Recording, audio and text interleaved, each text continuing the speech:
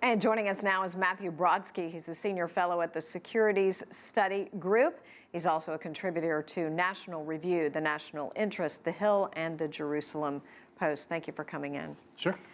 You have to wonder, had he not considered that his life would be in danger before he entered into this position?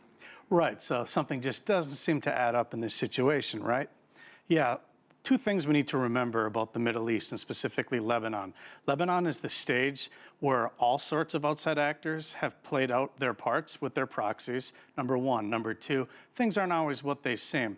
There's nothing to indicate really that he was going to be assassinated right now. It doesn't make sense from Iran's perspective or Hezbollah's perspective. He, after all, had joined in the government and has been working, even though he's a Sunni, he's been working for Iran and carrying forward their agenda. This is not the Hariri of 2005, 2006, who was leading a coalition against Iranian influence. You're saying he's been working for Iran and with their agenda? Well, the fact is the whole country of Lebanon, the political system, the army, is dominated by Hezbollah and Iran's control. They don't actually take over all the portfolios, but what they've done is built up parallel structures. But he'd been pushing back against this.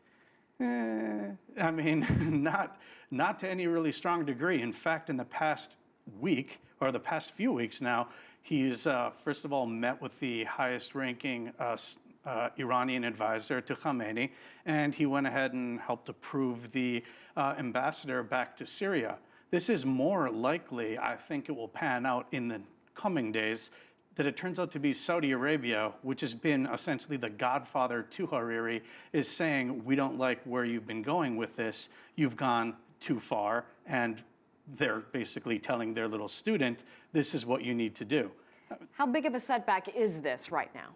Well, it would set them back probably about a year or so. But again, this is a country that has really been able to survive in horrible types of political stalemates. But at the same time, given the long history of civil wars that they've had, they look at Syria and other places around them, and they're not going to be quick to pick up arms. He says the political climate is just like it was when his father was assassinated in 2005. What do you make of that? Well, sure, to an extent, but at the same time, there was opposition when his father was assassinated. Right now, Iran is already in control.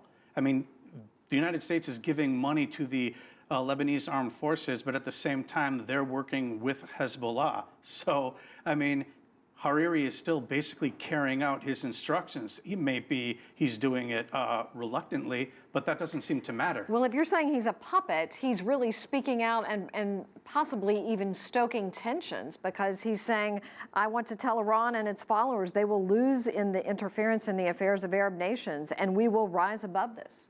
Right. I think more than likely it's Saudi Arabia reasserting itself in the Lebanese dimension, whereas they've been slightly absent for a few years, and Iran has been ascendant and is still the top dog. Well, what can Saudi Arabia really do at this point? You know, there's not a lot.